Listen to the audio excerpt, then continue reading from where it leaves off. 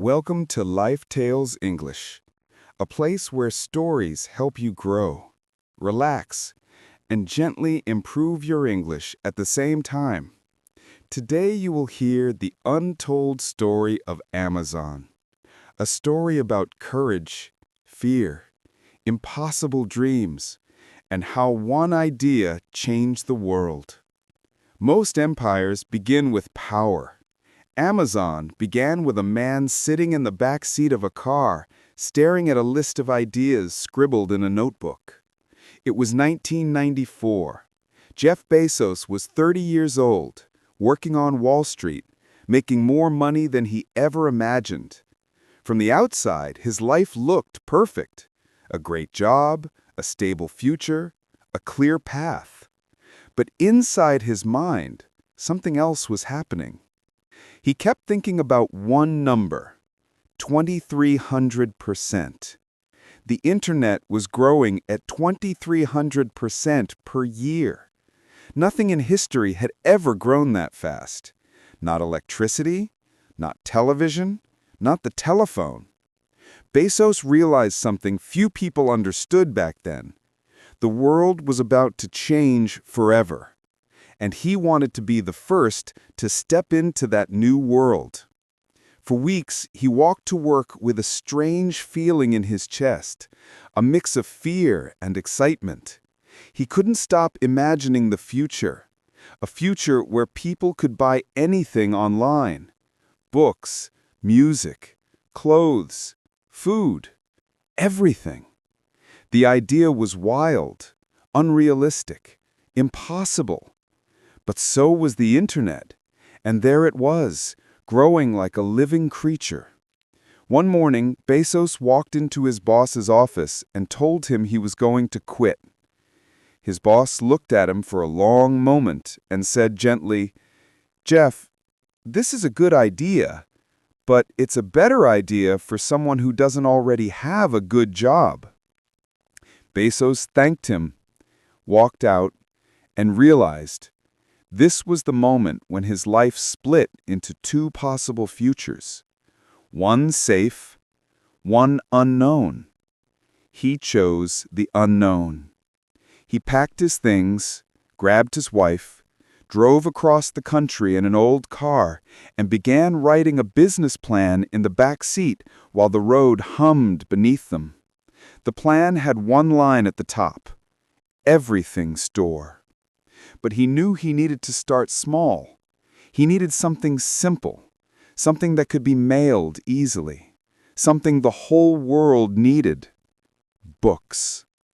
Books were the doorway. Books were the beginning. Books were the seed that would later grow into the forest we now call Amazon. He arrived in Seattle with almost no money, a dream, and a plan. He rented a small house. The office was a garage with one desk made of an old wooden door placed on two metal legs. The warehouse was the same garage. The staff was Jeff, his wife, and a few friends who believed in him more than they believed in logic. They built shelves by hand. They packed books on the dusty floor. They drove boxes to the post office themselves. They printed shipping labels with a slow, noisy printer that jammed every 10 minutes. And yet, something began to happen. Orders. A few a day. Then dozens. Then hundreds. Then thousands. People around the country were typing in their credit card numbers on a website made by a man working in a garage. It was insane. And beautiful. And dangerous. Every time Amazon reached a new level of growth, the company was on the edge of collapse. They had no money, no big investors, no safety net. Everyone worked long nights and early mornings. Bezos used to say, "Work like every day is day one," because day two means comfort, and comfort means death. When the money finally came, it came with pressure. Investors wanted quick profits. Bezos refused. He told them, "We will not focus on the next quarter. We will focus on the next 10 years. People thought he was crazy, too patient, too stubborn, too unreasonable. But he wasn't building a company. He was building an empire. Amazon started adding new categories: music, electronics, toys, tools. Every time they entered a new category, someone said, "This won't work." And every time it worked, someone said, "This won't last." And every time it lasted, someone said, "This can't get any bigger." And every time, Amazon got bigger. But the untold part of this story is not growth. It's fear. Daily fear. Bezos lived with it. The fear of running out of money. The fear of losing everything. The fear that the whole world would realize Amazon was too ambitious, too fast, too wild. He often said, "Courage is not the absence of fear. Courage is deciding that something else is more important than fear." Then came the storms, the dot-com crash. Almost every internet company went to zero. Shareholders screamed. Journalists laughed. Experts said, "Amazon is finished." Bezos never raised his voice. He never panicked. He never blamed. He simply said, "This is a test, and we will survive it."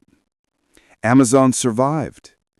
Barely, but survival was enough.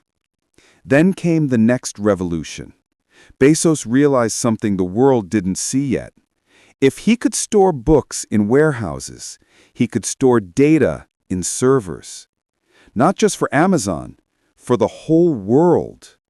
That was the birth of AWS, Amazon Web Services. Today, it runs Netflix, NASA, Airbnb, Spotify, governments, universities, banks.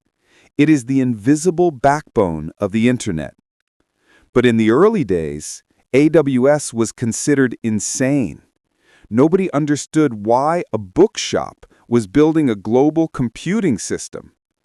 Bezos didn't explain. He just built.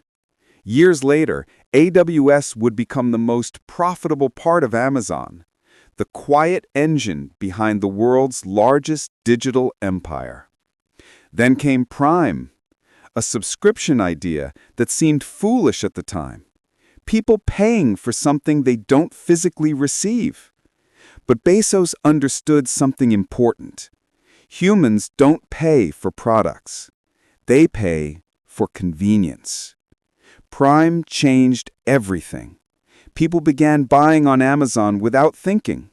A few times a month. Then a few times a week. Then almost every day. And Amazon transformed from an online store into a habit, a reflex, something automatic. Now people criticize Amazon. Some hate Bezos. Some admire him. Some fear him. Some laugh at his ambition.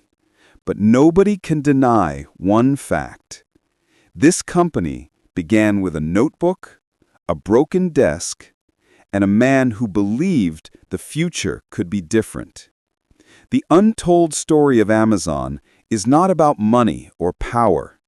It's about patience, endurance, and a dream so big the world wasn't ready for it yet. Bezos was right about one thing.